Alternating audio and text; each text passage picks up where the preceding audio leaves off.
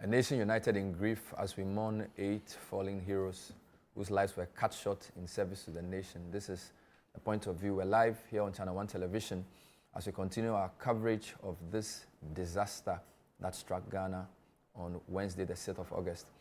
Tonight, we're going to have a special remembrance for these 8, but we're going to do it through the lens of student leadership. Because while we mourn and try to process the shock, we also celebrate the achievements of these illustrious sons of Ghana. So tonight I've invited some of the very best student leaders turned national figures whose contemporary was at least 3 of the 8. They'll be reflecting on their times with these people, what their life meant and what their death should mean for all of us. You can send us your comments and your thoughts as we go through this for the next hour and a half.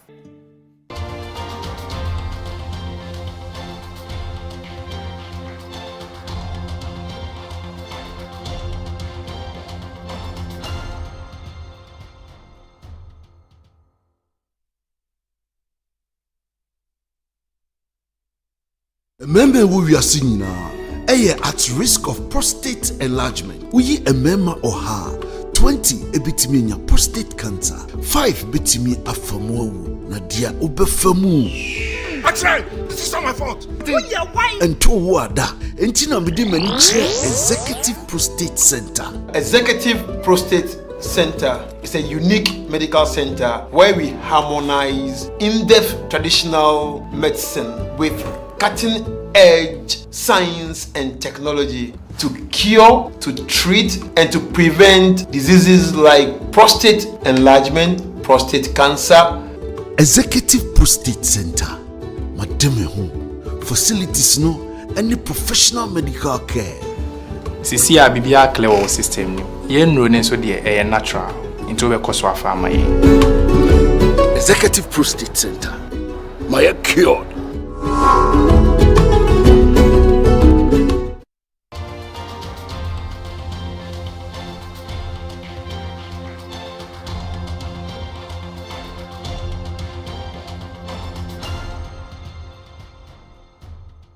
So my name is Bernard Avle, and tonight we'll be discussing the life and times of some of the 8 fallen heroes. So there are many ways of looking at them. There were 3 crew and of course 5 non-crew.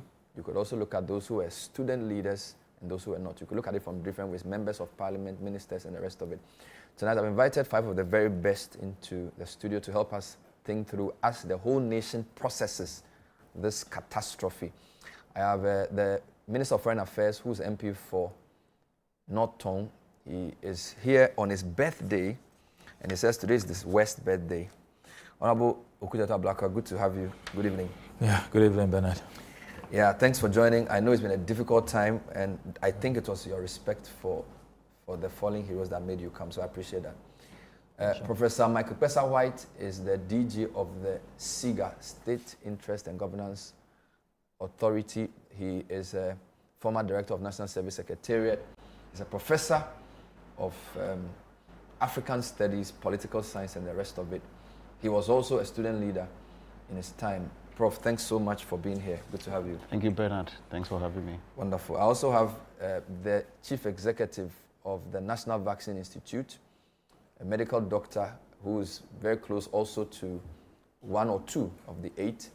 Himself also a former student leader, Dr. Soji Tete. Doc, thanks for joining us. Good evening. Thank you. Thanks for having me. I'll be joined later on by Shamima Muslim, who is the deputy presidential spokesperson and a former student leader as well. And Edward Bauer, who's the chief executive of GOIL, himself a former student leader. Indeed, he handed over to Omani Boamah. Now, what I want to do to set us off is to do a quick overview of some of the prominent people who have led the students' movement, because this is also a celebration of student leadership. So before I even take any comments from the panel in terms of their opening thoughts and their reflections, I'd like to do this. The list we managed to pull out was not comprehensive, but at least in 1978, the student body was led by a man called Kofi Totobikwachi. Sounds familiar, from St. Augustine's College, who later became minister for many things. Still a doyen in the green half of Ghana politics. 79 was a man called Stephen Ekufu. 80, 81, there was Kofi Dua Adonting. He led Ghana Post at some point, a legal practitioner. There's also Kweku Pencil in 87, because between 82 to 86, my research could not pull that off before the show. I'm sure in the course of the show, we'll get people filling those gaps for us. 1990 was Kofi Ablodepe Caesar. 91, Ya Ishag Al-Hassan. 92 becomes very easy to remember. Paul Ansansari, DG formerly of the Ghana Ports and Harbours Authority, contested the Sojaman seat a few times for MPP. Most people call him Paul Ansansari in 1992. 93 was George K.T. Odro. I believe he's the same professor of education who's heading the Education Review Committee. He went to UCC. He's a professor of education. He was NUC's president in 93. Of course, Emmanuel Newman was 94, 95. 1996 had a certain Haruna Idrisu. We'll talk about him later. Some of my mates credit him with cost sharing, for agreeing to cost sharing. And that made him an anathema to many students for many years. Professor White will explain some of that later. Of course, now we know his accomplishments in politics. Very interestingly, he's followed by Adam Mohammed Amin, who a few of you may know as a former Minister of Finance, MP for Karaga. He was NUC's president in 1997. Of course, within those periods, a lot of SRC presidents, if we go into the names, we'll not finish, you know. But let's just deal with the NUC's president for now. 98 was Joseph Adongo. Joseph Adongo, because that was the heat of I think the second Mobara struggle, where you had the demonstration, I think the final proper struggle before the student front took a turn. So Joseph Adongo led that Mobara struggle because I was in SS3 at the time. Then 1999, Emmanuel J. Thompson, they call him Domi. He was from Legon Hall. He contested a certain Paul Adomochiri, won a very contentious election. The result was announced on Radio Universe, and I was listening in 99, waiting to write my entrance exam. So Ajay Thompson, who later became the MC for Esikuma Odobim Brakwa. In the year 2000, the student front was led by Frank Anodompre, who we now know as the Minority Chief Whip MP for Nsawam Adoejiri, and a former product of Bishop Herman's School as well. Then 2001, Edward Bauer, former MP for Bongo, who's now the DG of Goyle. At the same time, Edward Bauer was NUC's president. Professor White, who's sitting here, was SRC vice president of the University of Ghana, Legon. In the year 2002, Edward Kofi Omane Boamah was the NUC's president. And we put an asterisk on that because it was very epochal. I think that was the first or second time that all students came together to elect. It used to rotate so that if UCC had it, it would go to Legon and go to Tech. But I think it was either Bauer or Omani Boamah who became the first to be elected. You can contest anybody. It's called all play all. His tenure was followed by the tragic tenure of Abdul Hanan Prince Adam. I was a student broadcaster at the time. He died in a horrific accident. We think we have the front page of the NUC's bulletin at the time. He and another person in a road accident. We lost him. So he couldn't finish his term. And there was another election where Ken Abuchi became the NUC's president. Ken was also involved in the USAG, which president later became Mohammed Ibrahim Murtala. So Murtala became USAG president within that same period. 2004 was Abu Fogo, became the NUC's president. 2005, a certain Samuel Okujeto Ablakwa became NUC's president, who will later become Member of Parliament and Ghana's foreign minister, who's now celebrating his birthday today. A birthday describes as a very bitter one. In the 2002-2003 period, the first election that Omani Boamah won, the medical students were united behind him, and the president of medical students at both Kolebu and nationally was Dr. Soji Sojitete, a close friend of Omani Boamah. He's also here with us today. Just running through quickly the rest of the names. 2006, there was one William Yamwa, taken over from Okujeto Ablakwa. And then 2007, Kweku Tuohu Bombason. 2008, Ishmael Chinebo Akodia. 2009, Wanda Madilo, a key member of NDC. He appears on the City Channel 1 Breakfast Daily regularly. Wanda Madilo, 2009. Then We also have Abuchi Efriye Anthony, 2010. Hamza Suhini, 2010, after Abuchi was removed. Hamza Suhini is also known. He appears regularly on this network. Peter Koji, 2011. Osman Ayariga, also 2011. He was on the bulletin before we came on. And then the list goes on. I'm going to cut it around 2013, not because these are not important, but because of time. We have Samuel Bimfo Dakwa, 2013. Prosper Jichi, 2014. On and on and on the list goes. Now, why are we situating this in the context of student leadership? Because I have said on many occasions that Omani Boamah represented the best of the student leadership experiment. He was a leader's leader, and we've seen what he's become. Let me start by allowing my guests to express their commiserations to all concerned before we get into the whole issue. I want to start with the birthday man, because today is your birthday, yet you can't celebrate. It's a bit... I remember there was an article I read from one of the people who said Omane Boamah picked 2 people that he recommended to another person to mentor. It was you and one Ofosu Kwachi that he thought very highly of. It was an article he wrote about Omane Boamah and how he saw politics. So commiserations to you, Honorable Foreign Minister. Thank you for joining the program. Let me take your opening comments. Well, thank you, Bernard. Let me commend you for putting this together. Good evening to my colleagues here and to the good people of Ghana. This has been a really difficult period for us, devastating, traumatizing, depressing. We are all petrified, we are shattered, and I would like to use this opportunity to extend deepest commiserations to the spouses, the children of our heroes. I call them the martyrs of August 6. Deepest condolences to their families, their loved ones.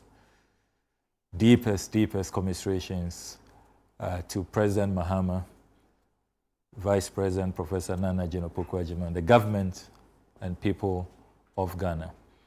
This has never happened in our history. This is a tragedy which is unspeakable, a tragedy of monumental proportion that we are still grappling with. I mean, it's questioned our faith, it's questioned our belief in a lot of principles we hold dear. And we can only ask the good Lord to comfort our nation and to grant the family members succor and fortitude, even if us who are quite distant, you can argue, have not been able to take this. I mean, I have had sleepless nights. It's been so psychologically draining, so difficult to take. Everybody knows that Dr. Omani Boamah is a brother to me. He was the first to read my draft Nooks manifesto, made great input. We celebrated my victory together. He chose me to be the MC at his wedding in 2006. I'm always there when his children are being born. We've done milestones together. I mean, he followed me all the way to Wa when I was going to get married to Nuela. He is always in the thick of affairs in every important decision I take. When I was running for the primaries in 2012 in North Tong, he was with me, even though he didn't know much about the Volta region, could not speak the language. He said, look, I have to be there with you. I may not understand the local dynamics, but there's a lot I can offer. And indeed, he did offer a lot, rallied the troops, mobilized other colleagues, and that is how come many people did not give me a dog's chance in that election, but Omani believed in me, and we were able to secure victory in that 2012 primaries. And since then, we've been very, very close. My foray into national politics cannot be discussed without his role. He had been recruited by Uncle Atuahoy on the instruction of Professor Mills. Professor Mills thought that it was important to revive the youth front of the NDC. The NDC had lost a very difficult election, and the party had been demonized, and a certain image had emerged of the party that if you are a university graduate, you are an intellectual, then you don't belong to the NDC. The NDC perhaps is just for some veranda boys, as it used to be tagged at the time, and that young, up-and-coming, impressionable youth should stay away from the NDC.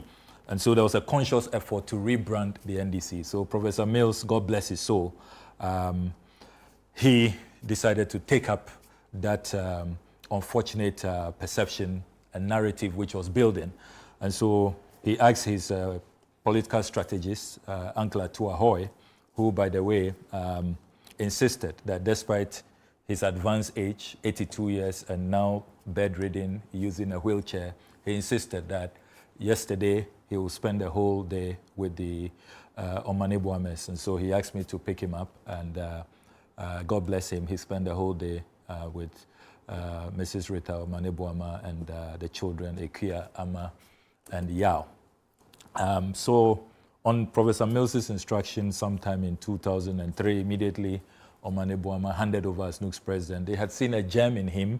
He had waged successfully a Get Fund campaign. At the time, Finance Minister Osafo Maafo was under declaring the full allocation of the Get Fund. And he detected it. And he made it a major issue, which was nationally discussed.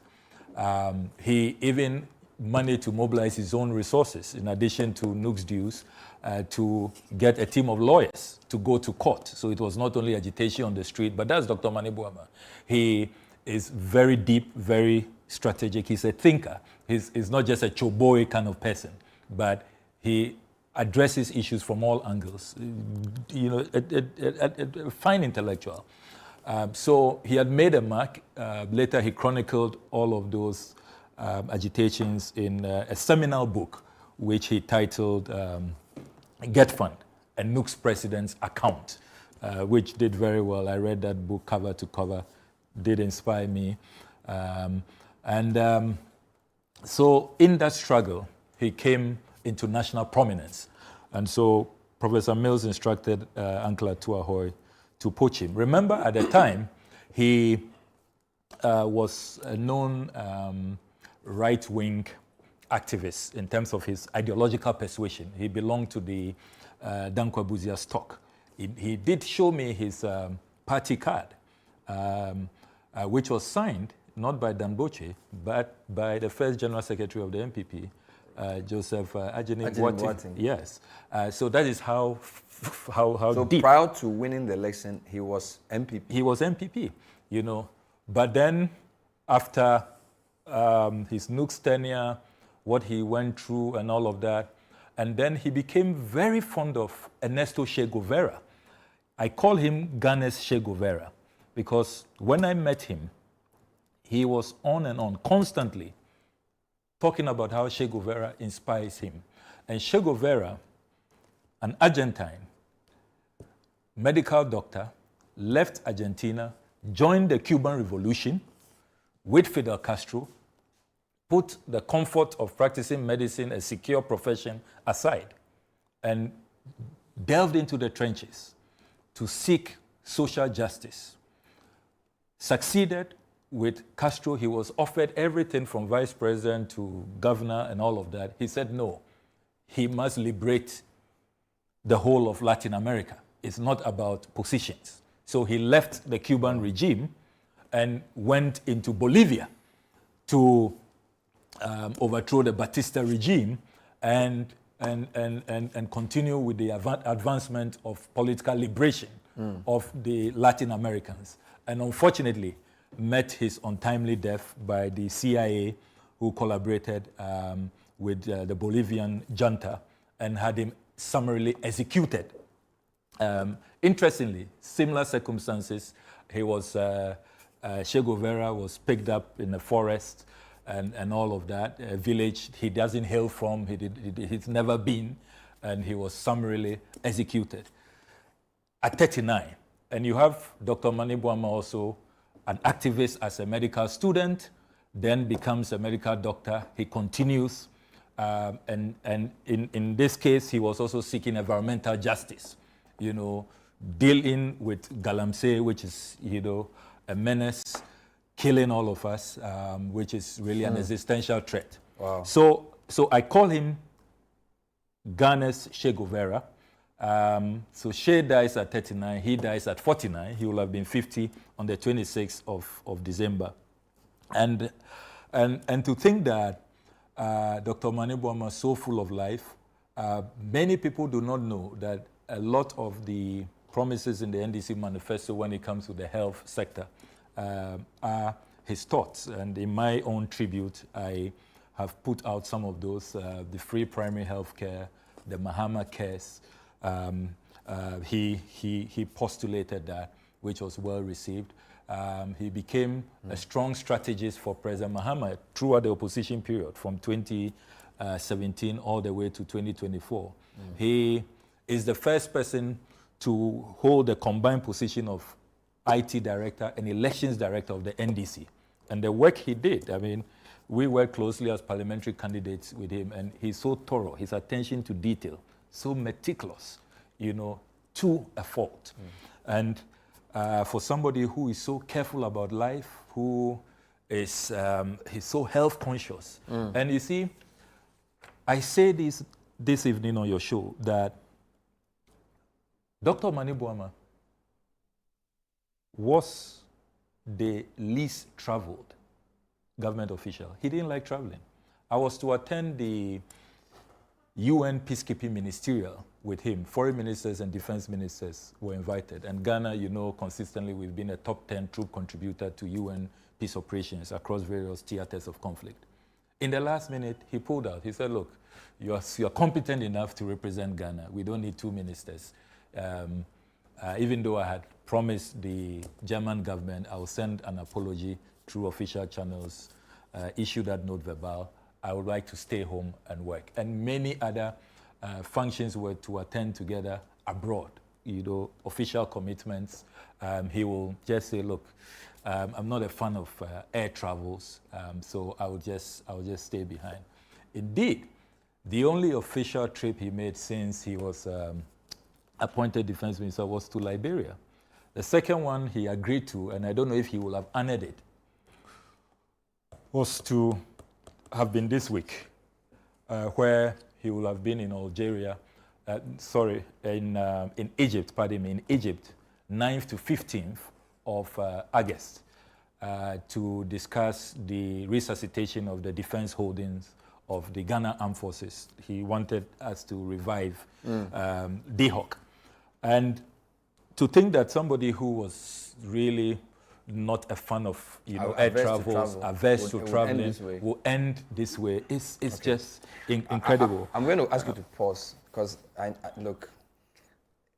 know it's tough and it's part of the healing. So I like the way you've put it in perspective for us. I have a few questions for you, but let me take Professor White's, Prof's own reflections, because for me, I thought about you because I know you were his mate at A-level. Yes. Both of you went to Pope John's secondary school. Yeah. And when you were SRC vice president, I think this was around the same time he tried to be NUC's president. Yeah. So let me first of all extend my condolences to the family and of course to Ghanaians of all walks of life, and particularly to our president. Yeah. These are very, very tough times for us, for all of us. Never in my life have I imagined that I will be referring to someone I have known very closely, like Omani, as late. And to think about the manner in which this whole thing happened is quite agonizing. I feel I'm still in denial because there is a sense in which you think that you can call him, but I think the reality is what we know now. I have known Omani for about 31 years now. We met in Pope John in 1994, 95, I believe, in sixth form. He was a science student, I was in the general arts class, and we both had interest in politics right from then. I came from St. Mary's in Lolobi to Pope John. So with Franklin Kujo? Yes, in fact, that particular year, we were about 17 from St. Mary's who went into Pope John for sixth form. So it was more like a siege on the Pope John. Took over the school. Absolutely. And Pope John was quite a democratic space because we got into sixth form and we were told that as lower sixth formers going into upper six, there's going to be an election for, head prefects. Head prefects and all the other prefects as well. Not appointment? Not appointment, not at all. Wow. And I was like, wow, this is interesting. So I decided to pick a form and run for the head prefect, that's for the senior prefect. The long story is that I won. And somehow, Dr. Omani also became the secretary to the SRC. And we had a system where we were meeting, I think, every 2 weeks as student leaders at the time, just discussing the campus and so on and so forth. And right from then, you could see through him that this was somebody who definitely would shine. He talks less, but he's very deep and he's very sharp as well. And then we finished, and we were all lucky, if one can put it that way, and we came to the University of Ghana. He was in Sabaho Annex A, and I was in Sabaho Annex B. And so you normally will pass their block before you go to our So block. you were in Okpongolo? I was in Okpongolo. And you managed to win an election with the Commonwealth Hall? Absolutely, yes. That was the best peace deal Legon had ever had. Wow. Yes. Now... An Okpo mate and a Vanda on a ticket. Yes, the thing is, you really, can... Really unheard of. Yes, you can credit some of these things also to our late brother. At the time we were going into that election... By the way, is this Pope John? The picture I'm having here? Yes, this is Pope John. I'm sure this is Pope John. So this will be lower six? This is lower six, yes. This is lower six. Because that's where we met, so that should be Pope John.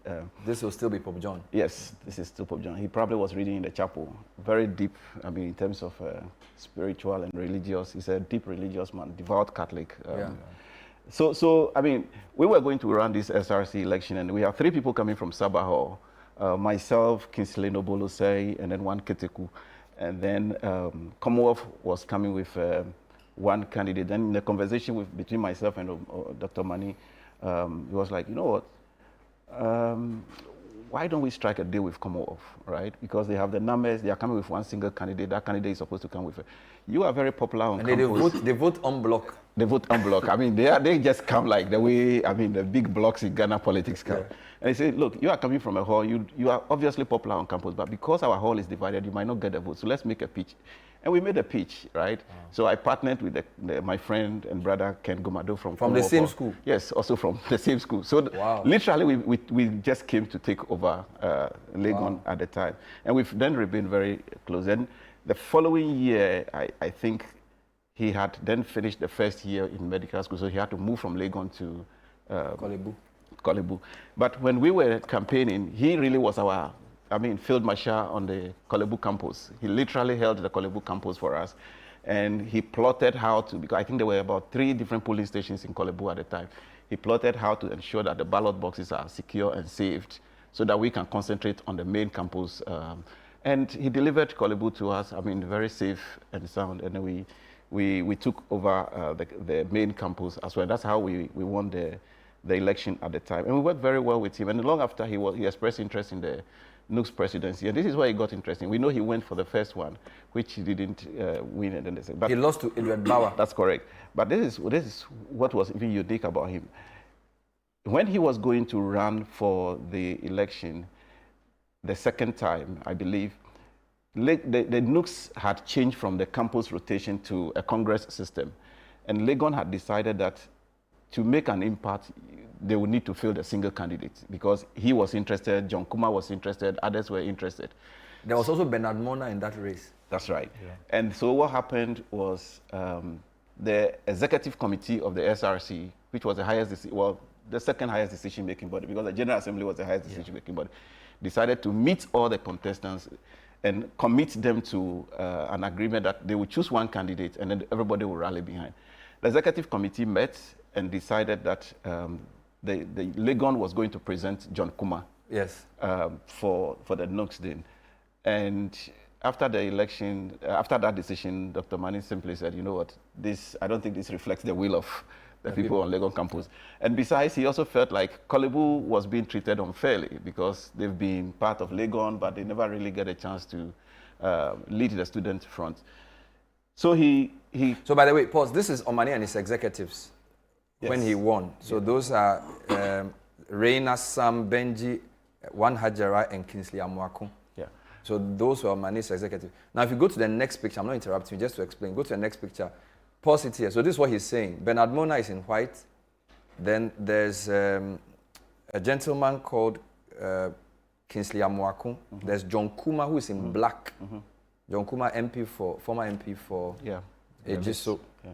And then this was before their manifesto reading. Yeah. So you have Kingsley Amuaku, John Kuma, Omane Boamah, and Bernard Mona, all about to read their manifestos. Their manifesto. I think Amuaku was for secretary. I thought this was in UCC or Kumasi. I think it was in Kumasi. I think this was the KNUST one. Okay. The UCC one was the one he lost. That's right. That's right. Yes. So Omani Boamah is in there. And by the way, this is the Batakari he's wearing, which Rollins made popular in the time. Yes. Because Rollins used to wear Batakari as a formal, or Fugu as a formal attire. So even though you are telling me he was MPP, he still had the revolutionary tendencies. You know, the thing about Omani at the time also was that, I mean, and we have had conversations about this. I think his upbringing in Cove Town was what made him NPP. Yeah. But his values, his principles, his passionate and everything is all left-leaning. So it didn't come to me as a surprise at all when later on, because he and I used to argue. I mean, he showed me his card and we'll argue and argue and argue. Yeah. I wasn't in town when I later on heard that he had made a transition to join the NDC, which came to me as a very, very exciting. Not surprised because he knew his values already were leaning and he just needed a little bit of that. But he grew up in Koforidua. Yes. Yes. Which is strong MPP. Of course. I'm sure, I mean, if you speak to Samia Wuku and Co, they would have told you that they were all, I mean, contemporaries in the Eastern region in Koforidua at the time. So that may have boxed him into MPP. But once he got the liberation of coming into student politics, national politics, and the student leadership, that might have changed completely. I'll pause you, just say hello to Shamima. Okay. I also have Dr. Soji on the line. In the studio, we'll have time, so just to say, Shamima, welcome to the program.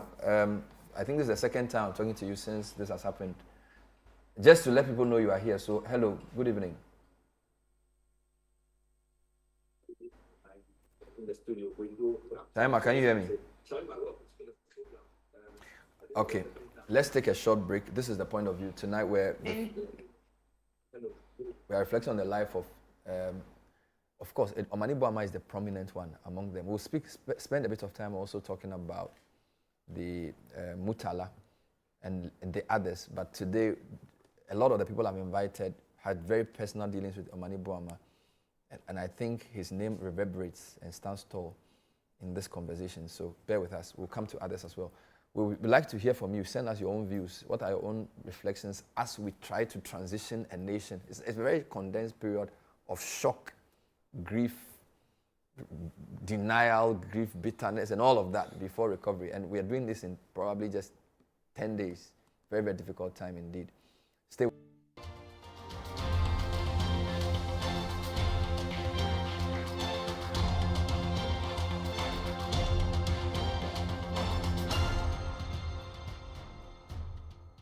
In Ghana, West Africa, the mornings are somewhat, if not for the perfect companion. What a good day to start. Another day. It's always smiles knowing we are together. Ooh, what a feeling. We not go, you're there for family. If you don't be you, then who go there? Let's go. Work is always effective with Nasco Home Appliances. No wahala if the sun is up. We there for your appetite. Never a dull moment to go for something chilled. Classic home appliance for the fisher folks. Good vibes only while you wait. The feeling hits very deep. Enijepa ewa Nasco fie. Nasco, bring home happiness.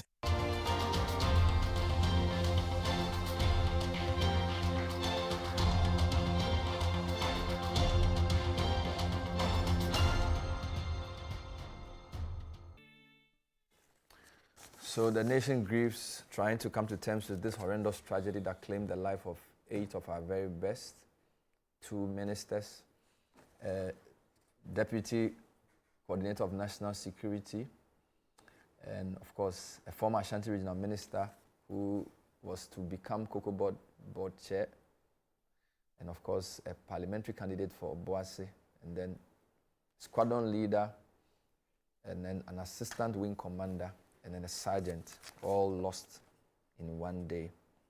Really, really heart-wrenching indeed. At least 3 of the 8 were student leaders in the past. I'm told by George Sapon that Alhaji Limuna was a NUX executive in his time, which would be a bit earlier than your time. So Limuna is also a student leader. Murtala was in Legon Hall with me, knew him very well. He was a great guy. And I always tell people, Murtala is what you see is what you get. You know, I have not seen a more pure, you know, he's not corrupt, incorruptible guy, straightforward guy. We lost him bitterly on that day too. And of course, Omani Boamah being the defense minister and the brain he was is attracting our attention. Professor White, let me let you finish what you were saying on Omane Boamah. So you narrated to the point of how you maneuvered to get the SRC presidency of Legon through his work, and then his own medical school becoming NUX president, and then his ideas around political organization. You can wrap up before I come. No, so, I mean, basically what I was trying to say is that he's somebody who was always thinking in strategic terms. I mean, and you could be faced with a situation that looks unresolvable, and all of a sudden, bam, he comes up with an idea and tells you, you know, if you do it this way, perhaps this would be a potential, I mean, outcome, and therefore let's do it this way. And I mean, it's really difficult to think that such a fine brain today is no longer with us. And I'm not particularly surprised about the roles he had played in our national politics so far. I mean, from when he became Deputy Minister of Environment all the way down to when he became the Director of Elections in the NDC. And I think everybody... Minister of Communication. Of course. I mean, all the way down. The Deputy Minister for Youth and Sports as well. Yeah. I mean, everybody could see from, I mean, his own public appearances and the way and manner in which he presented the things he was working on, that this is somebody who is very thoughtful, has been very thorough and quite committed to what he does. You know, once in a while you'll be there and he'll just send you something to review or to see, take a second look at it. And when you look at it and then you get back to him, you having a conversation on phone about it, he'll tell you, you know what, I thought exactly about what you were, so I just wanted a confirmation or otherwise. And I thought that was quite unique of him. There is always, for him, the need to seek the opinion of others, I mean, around him. We've worked on several things, I mean, draft several papers, documents here and there. And at no point will you see Dr. Manning, I mean, angry over anything. I mean, he's very calm most of the time, doesn't talk much. In fact, the last time I saw Dr. Manning was on the 30th of July. That is exactly 1 week before his passing. The president, in his wisdom, thought that it was important for all the CEOs to come together and have some kind of orientation, because he thought that there were a few things that need to be straightened so that the CEOs will all be on the same page. Prior to that day, a similar thing was done for all the ministers too, and this took place in the Flagstaff House. And Dr. Manning was one of the resource persons, and he spoke about communicating as a Mahama appointee, and I mean, clearly explained to us what President Mahama's values, principles, and ideals are, and vision is, and how all of us should try as much as possible to fit our various, I mean, operations into that particular. And I think the statement that remained with most of us when he was talking about party foot soldiers and how sometimes they can besiege, I mean, the office, and empathizing with appointees that, look, we know you don't have resources, but sometimes the people who voted for you will come to the office. And then he ended the whole of that conversation by saying, if you can't help, don't harm. I mean, you know. Which is why I saw a lot of people quoting exactly, if you can't help, don't harm. That for me was the very last statement of any kind that I have heard my friend made before this unfortunate thing. And I think that will stay with many of us for a very long. But that also clearly is a definition of his persona and his personality as well. Thank you. Let me come to Dr. Soji. So you are a doctor with him. Was he your mate at medical school? No. So Dr. Mano was a year behind me. Okay. And first of all, let me say thank you for giving us this opportunity. It gives me a lot of gladness to hear my colleagues celebrate Dr. Omane. I would also want to acknowledge that there were 8 individuals involved. You know, for obvious reasons, we would highlight his role, but to say that we equally respect the pain and the hurt of the military officers and the other public officers. But because of the close working relationship, it's only natural that we highlight his role. My relationship with him spans over 25 years, right from the medical school days, through those NUG selections, junior doctors, through many policy interactions when he went into politics and I went into global health. Up until the day before he passed, you know, President Mahama had hosted this sovereignty summit where he was trying to coalesce the African opinion in the wake of dwindling finances and to try and shift the global attention back to Africa and get the Africans to take charge of their own destiny. And he was there.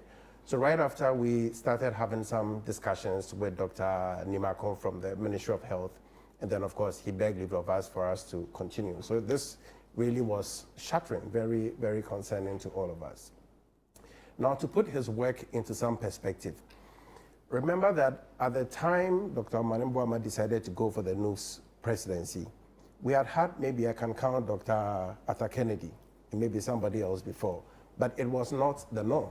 No, it wasn't. So we all rallied behind him because at the time I was president of both the University of Ghana Medical Students Association and the Federation of Ghana Medical Students Association. So we thought that this was a time to make history and to support one of our own to do it. The first one, the support from Legon was a little bit lackadaisical, but also because the electoral college system had been put in place. So you mentioned Edward Bauer.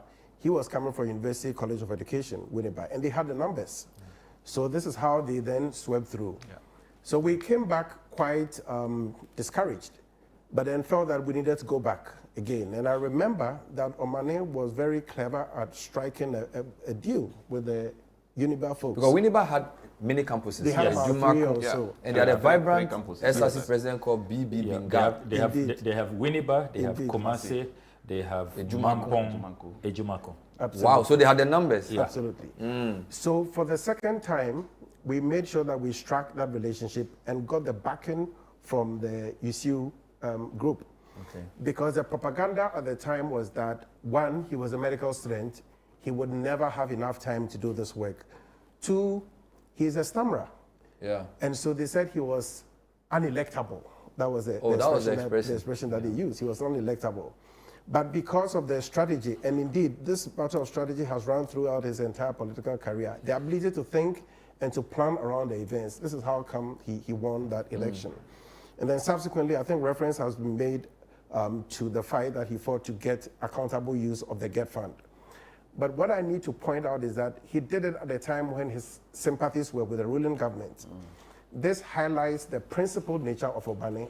He was not there to compromise the interests of his people. He was there to fight for a larger cause, larger than himself. Reference has also been made to Che Guevara, which I'm very happy to hear about, because at the time, I've never had the sympathies of the center-right. I've always been to the left. So Omane and I would get into these back and forth conversations. And I recall that at one point, I gave him the book on Che Guevara, the biography of Che Guevara, and said, look, this is my thoughts. This is where I'm coming from. So you need to read it. So of course, this then became the time when we all were forming our political views. And that sort of defined how he then came across eventually. Remember that after that, his life in leadership did not end. He became a junior doctor and a spokesperson for junior doctors as well, leading the fight in Kolebu. So then at the time, I was on the national executive of the Ghana Medical Association. So again, we had an opportunity to interact on numerous fronts. The thing to point out is that for us as doctors, sometimes the feeling is that you are being consigned to the consulting room. People feel you do not deserve to take part in the public policy discourse. And we've struggled with that. So I feel like Omane did a lot to open up the spaces for many doctors. It is okay to be a doctor and to be a deputy sports minister. It's okay to be a doctor and to be a communications minister, to be a minister for environment, to be a minister for defense. He did not feel tied to any of these health roles. And indeed, he excelled at all of them. And because of that powerful example that he said, any doctor anywhere can aspire to great things and not be constrained to the consulting room. If you can be a doctor, certainly you can be a politician. And I think that was a powerful example that he said. So the ability to be diverse in all of these roles. Another role that I think is worth highlighting is the role that he played as the Director for Elections and IT. I think we've already alluded to the fact that it was under his tenure that we combined both roles. But you have to bear in mind that prior to Omane, there was this standing joke that the National Democratic Congress was unable to compile its electoral votes. Yeah. In fact, I was actively involved in the 2024 campaign. And in many places that I would go to, people would call me and say that, are you guys going to be able to secure the vote? Mm-hmm. This was the fear. Many people took it for granted that we would win, but they were not sure whether we'd be able to secure the vote or not. Mm-hmm. The moment President Mahama appointed Dr. Omani Boamah, I knew that this was not going to be business as usual, and I said so publicly. Omani put together this training manual and trained not less than 160,000 polling agents. And you should have seen them on D-Day. These were very well capacitated people, people who knew what the work was about, who asked the relevant questions, and who stood their ground. And today, that theory about NDC not being able to secure its votes is smashed, thanks in large part to the leadership of Dr. Omane Boamah. So I think that for me, yes, his family has lost a pillar. The country has lost a great leader. And the NDC has lost a strategist, you know, and it's very sad that we've lost all of these young people at the prime of their lives. We will cherish their memories and see what we pick from that to continue to contribute. You wrote a very interesting article I'll come back to you on, where you picked a statement by Omani Boamah. You called it Omani Boamah once said. And then you picked specific things he said and that about 12 different rubrics. I would use that during the show. I want them to put it up. Very brilliant. Let me take Shamima Muslim's comments. Shamima, thanks for joining us. Good evening. Good evening to you, Bernard, and good evening to my colleagues who are in studio with you. You are here for two reasons. You are the Deputy President spokesperson, so I need to ask you, how is the President? We can sense the President is being devastated by this, just by looking at him. But you work with him directly, so we hope he's okay. Or we hope he's holding out. He can't be okay. He can't be okay. So that's, yeah, hope he's holding out well. He is. I mean, he wears a heavy crown, but again, as we say as Muslims, that God will never burden a soul beyond its capacity. And as he has himself communicated to the public, he has lost not only appointees, but real close aides and allies and advisors at a goal. And so that is devastating. And I think that it will take a while for, you know, the president, if he will ever recover from this blow. But he knows he owes a duty to lead this nation, and he will do what is required of him as a leader of this nation. So it is a very difficult period. So permit me again to just use this moment to extend the president's gratitude to the families of our departed comrades and heroes for their patience and their understanding and their cooperation in the lead up to all the processes that had to be done in order for a full determination of the remains and identification of the remains before we're able to allow for the families to proceed, especially with the Muslim victims, with the burial that happened yesterday. And tomorrow, the families of Alhaji Limuna and Honorable Murtala will be holding their 3-day Adua separately in Accra and in Tamale, whilst we prepare for the 15th for the interfaith state funeral service on the 15th. So thank you to the families. Thank you to Ghanaians for the outpouring of love. Today, the religious leaders paid him In fact, they went and paid their respects at the memorial grounds in front of the Jubilee House, after which they visited His Excellency at home, prayed with him, prayed for his appointees, and prayed for the nation. I think that meant very, very it was very important to the president that he had that session with the religious leaders. So All right. that is where we are as a government on this So, very so let's come to you personally now. event. I was on campus with you, so I know you know at least 2 of the 8 very well, Omani Boamah and Murtala. So let's start with Omani Boamah. What was your relationship like with him? And why is his death such a major Also, blow? just to add briefly, indeed, to add briefly to what Dr. Soji Tete said earlier, that our deepest, deepest condolences goes out to every single one of our victims. They are indeed the 8 courageous heroes that have laid down their lives in the line of a national duty and service. And for that, this nation will forever be indebted to them, to their memory, and of course to the families, individual families of all of the 8 departed soldiers, I call them. So you're right. With the exception of Sami, that I did not have an experience with on campus, I think that from Pesa White to Soji, we've had some working relationships. Soji, a bit later on, when both of us became the in-country coordinators and facilitators for a British Council leadership program that we were the pioneer participants in, and afterwards we became the in-country support moderators for subsequent modules. Michael Pesa White is the reason why I went into student politics, because when I started Radio Universe in level 100, I got a visit from him one day that he came to look for me. I didn't know him then. He came to look for me at Radio Universe and invited me to support their SRC campaign at the time, with Ken Gomado as the hopeful and Michael Pesa White as his running mate.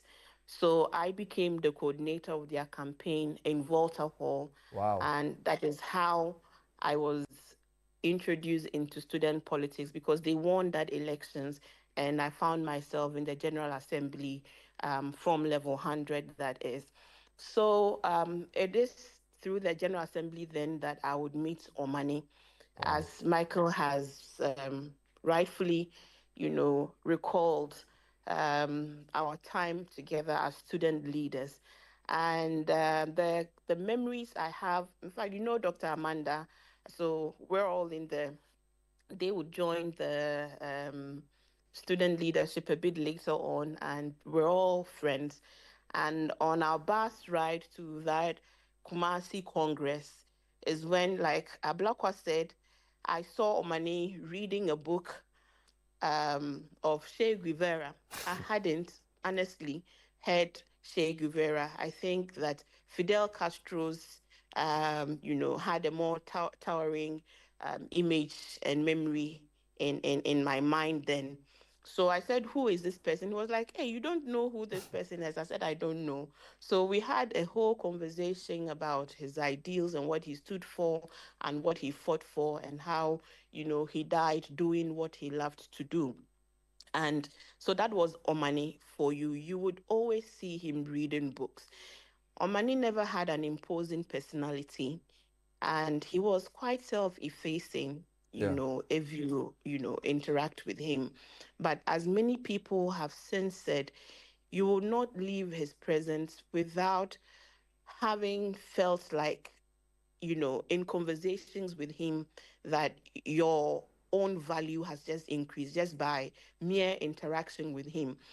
And later on, I would find out that, when you're faced with some challenge that you can't begin to figure out how to resolve it, the way that he escalates what you think is an escalating situation was quite profound.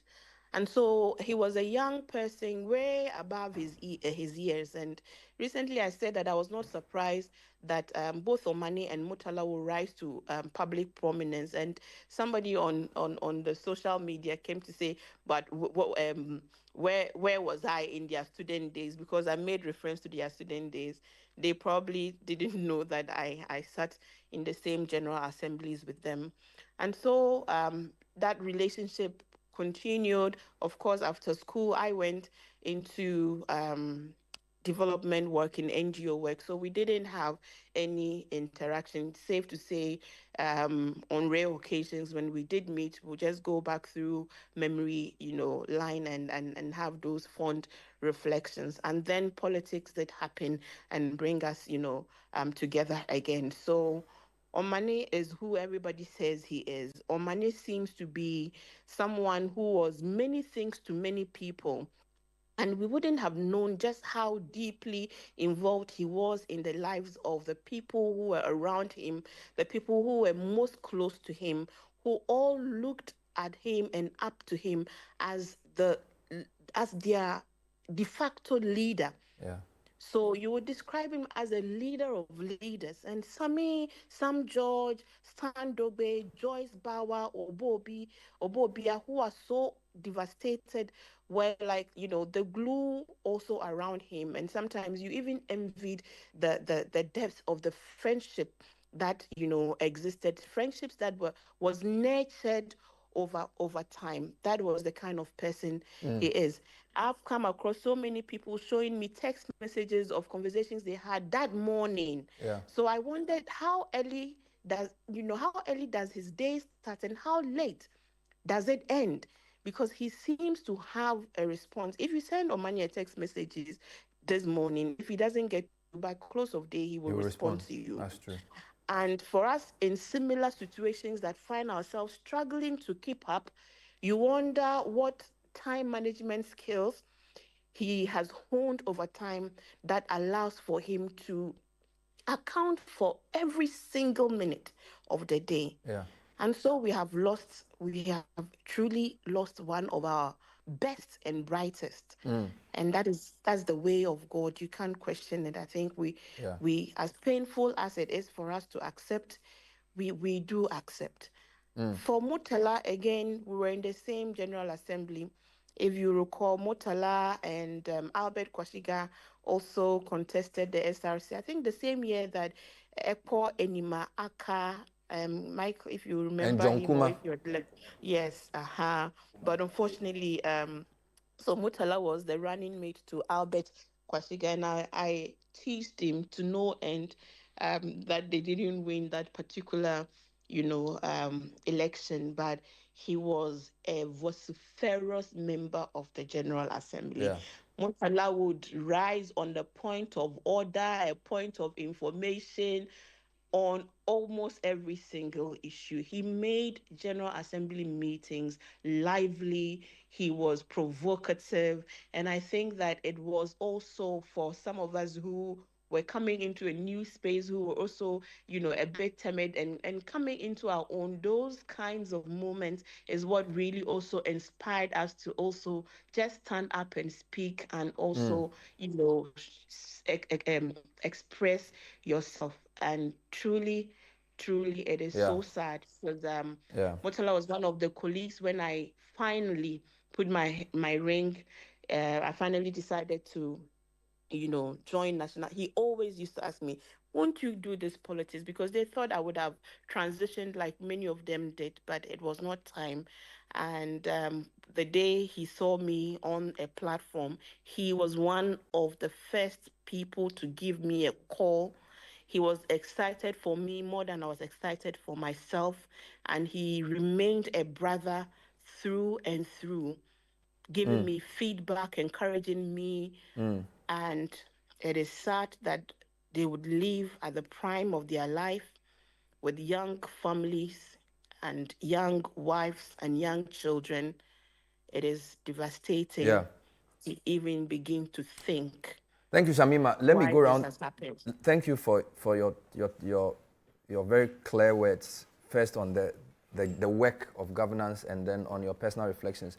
I'd like to move this along quickly now.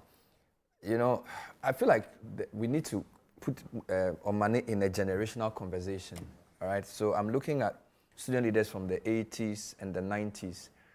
And I think it's fair to say between 2000 and at least 2010, he's probably the shining star. I remember when he was nominated deputy minister, I was on air one day discussing the Muhammad's men.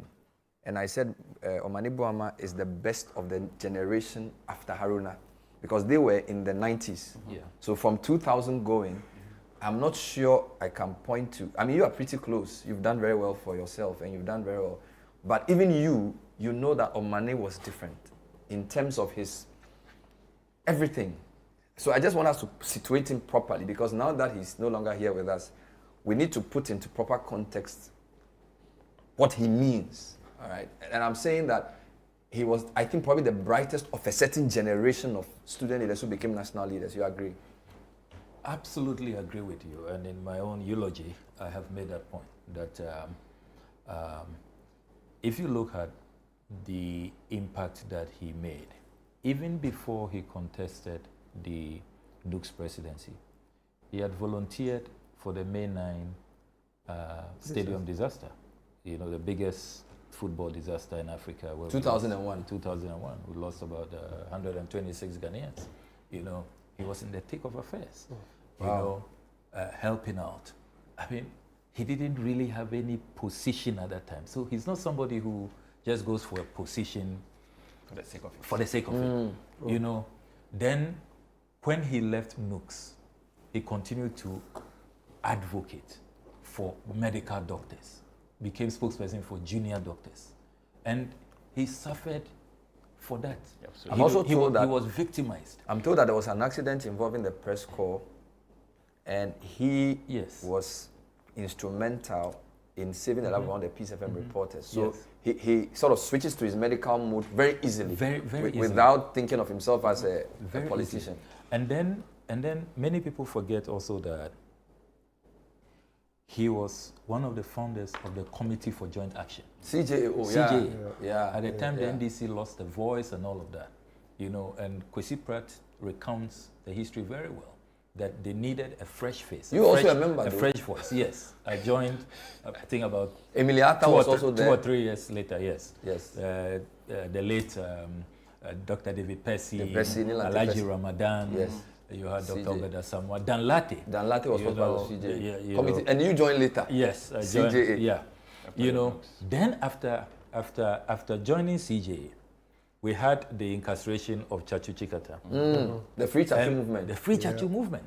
Brought itself. You know, and he worked with me. We leafleted the whole of this country. You know, so he stands out, no doubt. He stands out. He's not afraid of hard work. He's very diligent. Look, he's not also scared of taking difficult decisions. We talk about how we're able to compile results and do it so efficiently. How did he do that? For the first time, it was Dr. Omani Boamah who said that he is going to insist that before you become an NDC polling agent, you must write an examination. Many people don't know that. Wow. Written exam. Written exam. Not interview. No interview. Examinations. Because he says that he has studied the pink sheets from the past, and people could not align figures and words. So you have to you must show that you are really literate. And the backlash, because you have all these campaign managers of parliamentary candidates who have been there forever. And they said they've been agents since '92. What are you talking about? Who is this guy who just showed up insisting that we should write exams? But he insisted. And he said, look, if you do it, then come for your position. So he's not afraid to take the difficult decisions. And that made a huge difference. When we all saw some of the results, people in our constituencies who were the local champions we held in high esteem and, can't, align figures and words. We saw the sense in that. So this is somebody who, he looks at a problem, he looks at a challenge, then he does the right diagnosis and comes out with the perfect solution. So no doubt he stands out. And let me say a word about Comrade Murtala. He prefers to be called Comrade. Yeah. God bless his soul. My first official trip as NUC's president was with him to Libya. He was Secretary General of the All Africa Students Union and had been invited by Muammar Gaddafi, the brother leader, who at the time had this idea of being king of Africa, and he was very grandiose, megalomaniac, concept, and he was recruiting. He had managed to recruit chiefs. Now he was seeking to recruit the youth. Wow. When you make the point that Comrade Murtala is not corrupt, I can confirm that. Yeah. Because brother leader Muammar Gaddafi, and knowing the importance of Ghana in the Pan-African history of the continent, was seeking to get young people. And Comrade Murtala was the Secretary General of the All Africa Students Union. If he got him, he could mobilize all national presidents of the student movement. In Libya, Comrade Murtala told that no, this thing won't work. How do we go back to our country and say that we are the youth of Africa are going to crown this man, he'll be the president, the king of Africa? What do we tell our chiefs, the Yabonwura and all these people, and our presidents, who wouldn't believe that we have been corrupted, we've taken money. So this one, no. That's Murtala. That's Murtala for you. Yes, you invited us, you sponsored us, we came on your ticket and hotel accommodation, but we told you we won't sign this communique. We can't do this, and that was the last of it. He could have become a millionaire. There was you're talking Gaddafi about. Had a lot of money. Gaddafi was the richest leader of the continent and probably top 5 in the world. But he turned all of that down and did not join that. And later on, we saw people we held in high esteem in society, big chiefs. I can't mention their names here. Lining up and supporting that. And we knew what had gone on because we knew what we were offered, but Murtala would not be part of that. So we have really lost people who had so much prospect, could have really changed the destiny of our country, could have transformed this nation. Look, I had no doubt that Dr. Omani Boamah will have solved this Galamsey crisis because he told me that, look, the military will be deployed, I'm deploying them, I'm getting calls. Sometimes he will show you who is calling, and you can be national executive, regional executive. I'm not minding you. I am not going to. He was that firm. Engage in very clear in any pretense. What we do in private is different from what we attend the public. No, we are fighting. These troops are in harm's way, risking their lives, and then you want us to cut political deals. No, I won't be part of that. And he told President Muhammad clearly, and President Muhammad said, look, you have my full blessings, go all out, go ahead. So that's why we don't talk about what he also suffered. And people like that are not always loved. Yeah, now his past, you hear a lot of praises, but a lot of people blame him for the 2016 but after 2016 defeat. Yes, and even for the reforms he brought in, go write exams if you want to be an NDC polling agent and all of that, he was vilified. I'll take a short break. When I come back, I have a final question for to his the credit, panel. He continued. It's a 2-in-1. What would Omani in particular want us to be doing, and how best can we celebrate the legacy of these 8 because they died in national service? And I'm not just talking about a monument. I'm talking about something we do which would, if not, it can never replace them, but at least begin to, compensate for such a tragic loss. So those are the questions I have for the panel. I have a lot of your comments too. I'll try and read some as well. This is the point of view. Stay with us.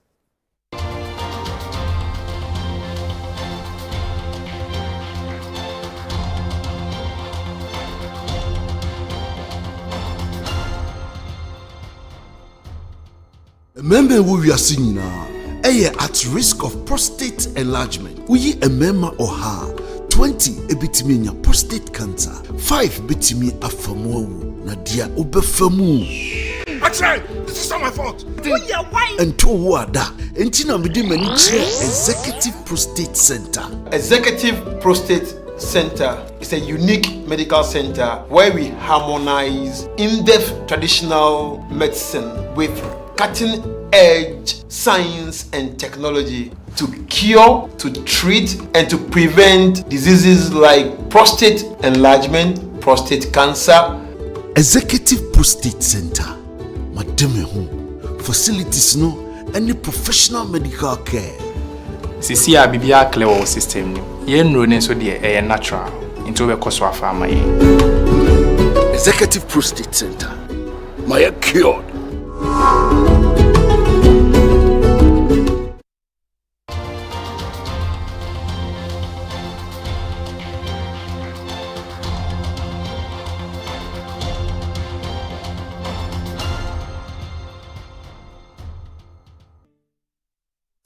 This is still the point of view as we grieve as a nation, losing 8 of our very best who died in national service, putting themselves in harm's way.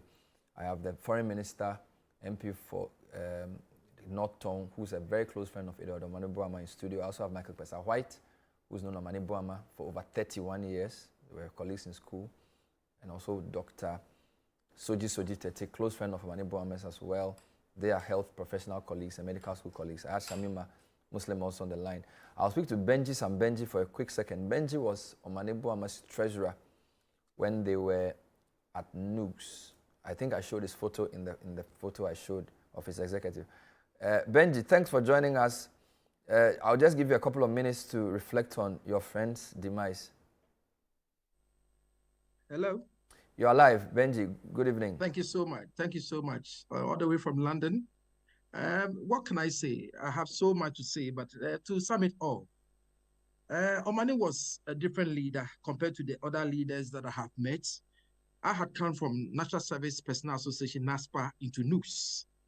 So when we were elected as national officers, our national secretary resigned. He was called Tilapia from the University of Education then, the UW. So Omani was doubling up as a president and as a secretary at the same time. Wow. And then politics as it was, within the team, there were people who were MPP members and NDC. So Omani was careful as to who writes his what? Speeches. Omani will sit down and write all his speeches before the next day if he has something. You know the way medical people or doctors write, you can't read his handwriting. Omani will sit down and write and then type them before the next day. But there's still 2 things that I want to put online.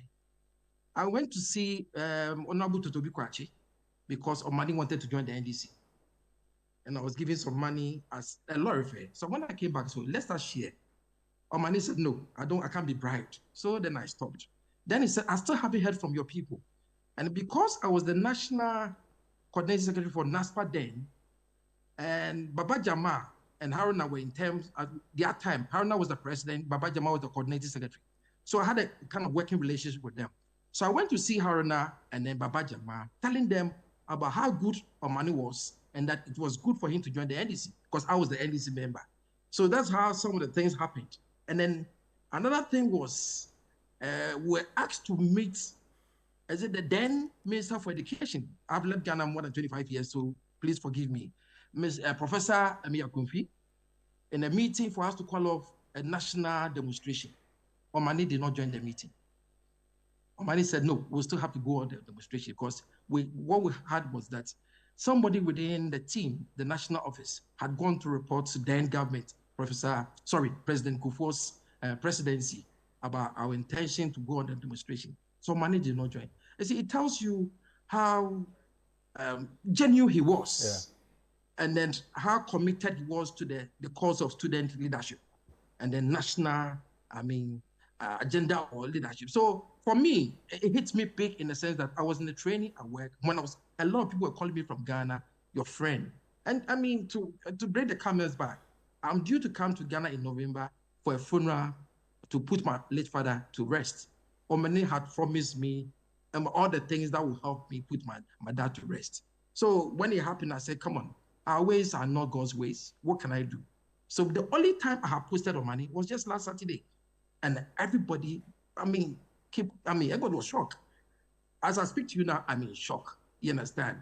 And another good bit was that when I was leaving Ghana for the United Kingdom, Omani was with me at the airport. When I got married in Ghana, Omani was there as a best friend. And then you can imagine, I don't know. There's so much to say. Commiserations to you, and thank you so much for talking to us. Let me come back to the studio. So, Kwesta, I want to do it this way. So, you know the guy very well.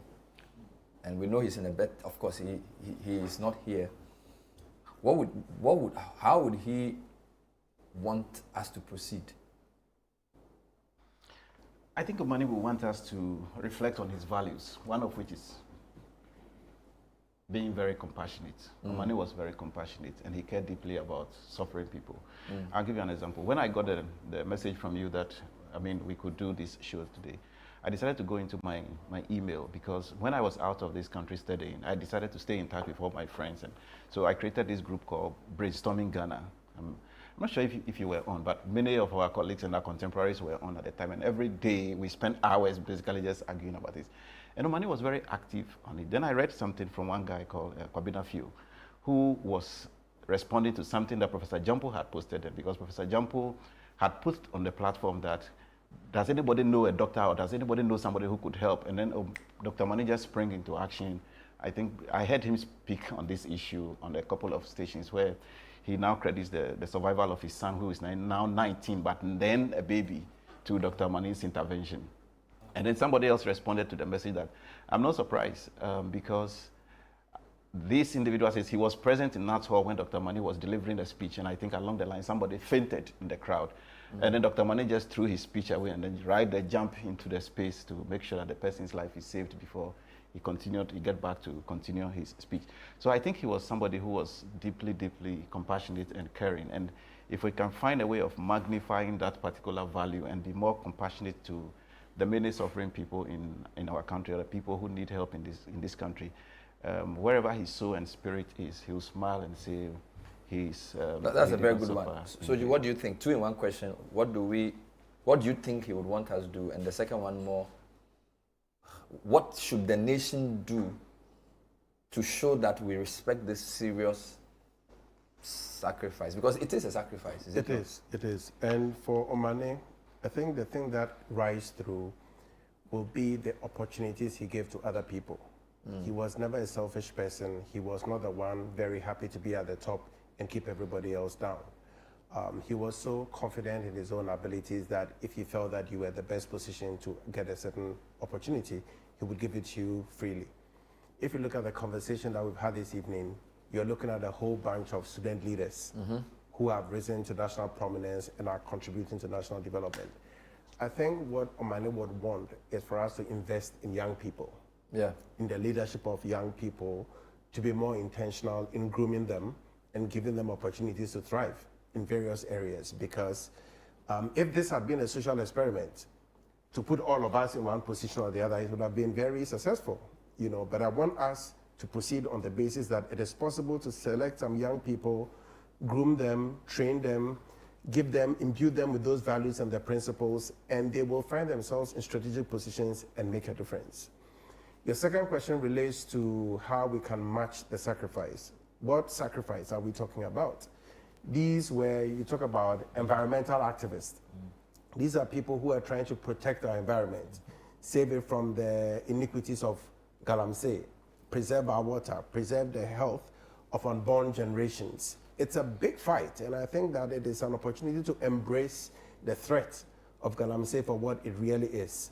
And we should not sit down until this Galamsey continues to eat our best and brightest, but we should face it for what it is and marshal the necessary resources to combat it.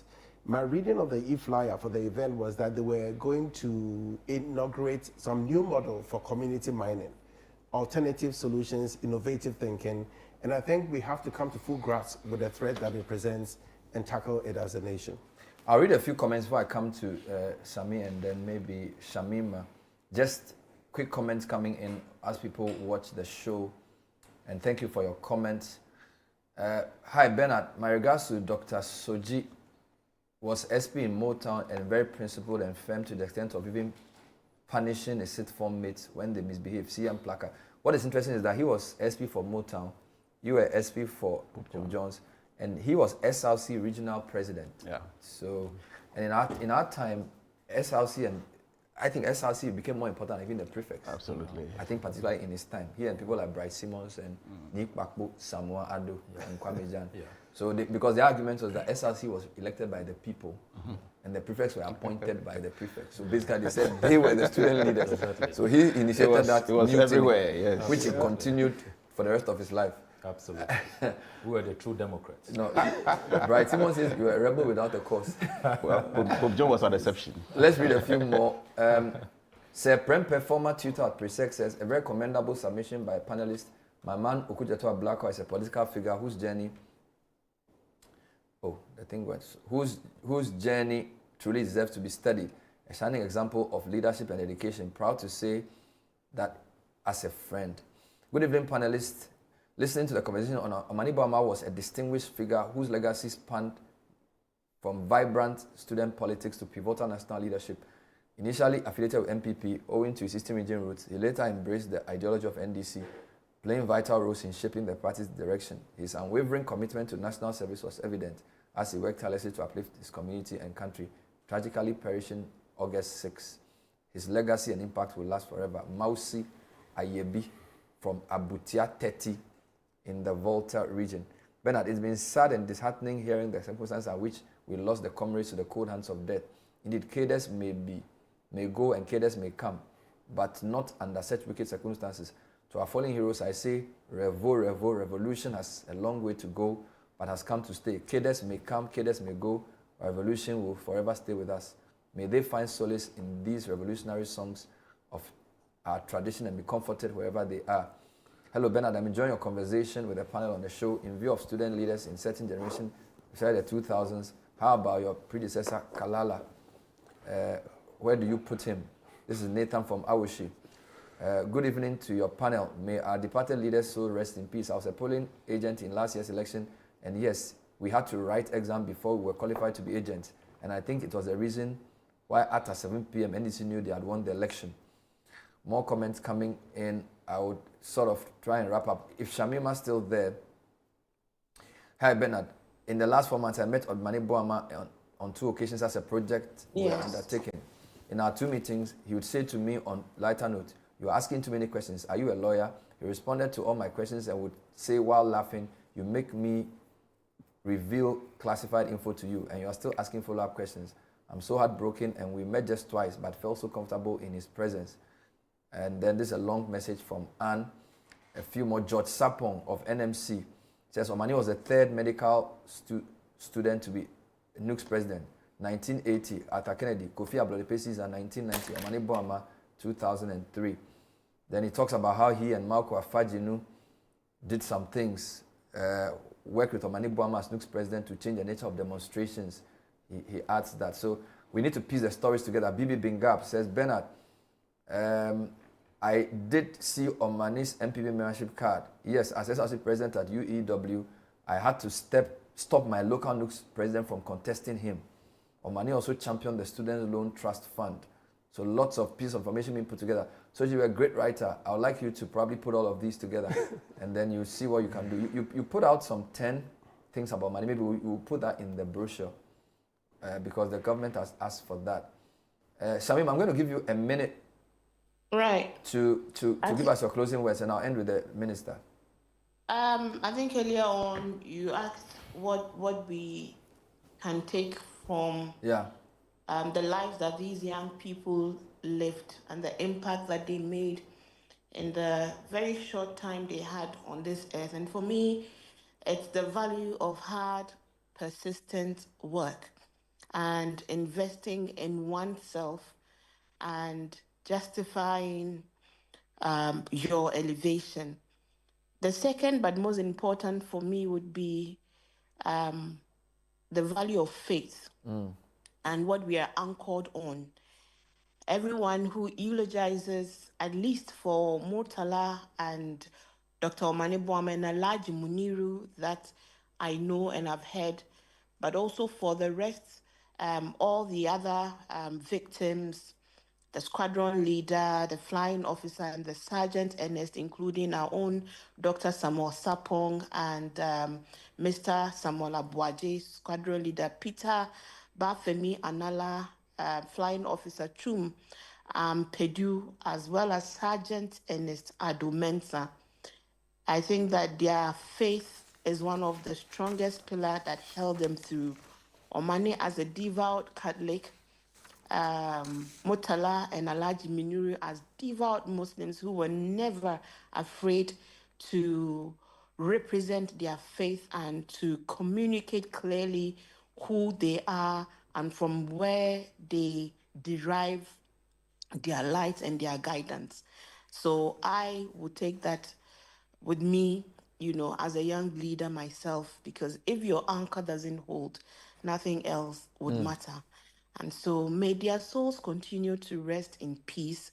May God help to ease in the hurt in the hearts of the family, especially the spouses. And may we, the living, do right by their families, by their children, by being for them all that they would have been for their young families. Thank you. So thank you, Ghana, once again, for the love on behalf of His Excellency, the President and the Vice President, and all of us for the cooperation. We hope to see all of you on Friday at the Black Star Square.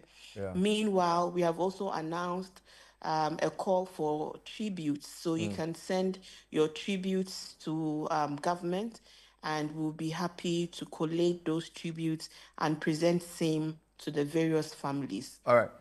Thank you. Let me read Idi Muhayadin Esqua's message before I come to Samokuja to Ablakwa. Sorry, Sina Bernard, even though Omani was Communication Minister in 2014, when I was NUC's General Secretary, knew I was MPP, he did everything to get me into the NDC fold.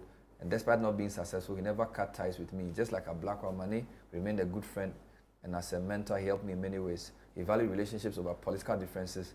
This was his true nature. He was a good man who cannot be celebrated enough. Idi Muhayadin Esquire. We started with the foreign minister who on his birthday has had to come on air to talk about the death of his dear friend. So I'd like to give you 2 minutes to sum up what Omani would have us do to the best of your knowledge.